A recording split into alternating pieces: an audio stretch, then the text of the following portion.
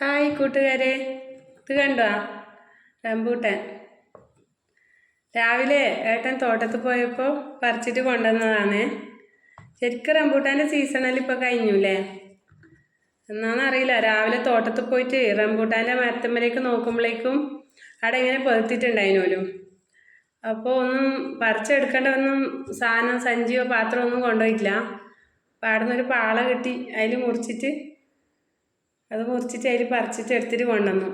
പണ്ടെല്ലാം ഇങ്ങനെയല്ലേ അല്ലേ, നമ്മൾ പച്ചക്കറി പറിക്കുന്നതും പച്ചക്കറി അരിയുന്നതും എല്ലാം പാള എടുത്തിട്ടല്ലേ. അപ്പോൾ ഏട്ടൻ ഇടയ്ക്കിടയ്ക്ക് പാള കൊണ്ടുവരും കേട്ടോ. പാളയിൽ നമുക്ക് എന്തെങ്കിലും ഉണക്കാനും പിന്നെ എന്തെങ്കിലും മുറിച്ചിടാനെല്ലാം നല്ലതല്ലേ. അപ്പോൾ ഇത് നല്ല അടിപൊളി, നല്ല പഴുത്ത് നല്ല സൂപ്പർ, നല്ല മധുരവും ഉണ്ട്. ഞാൻ ഒന്ന് രണ്ടെണ്ണം തിന്ന് നോക്കിയേ. അപ്പം എങ്ങനെയുണ്ട് എൻ്റെ റംബൂട്ടാൻ? എല്ലാവർക്കും ഇഷ്ടപ്പെട്ടോ?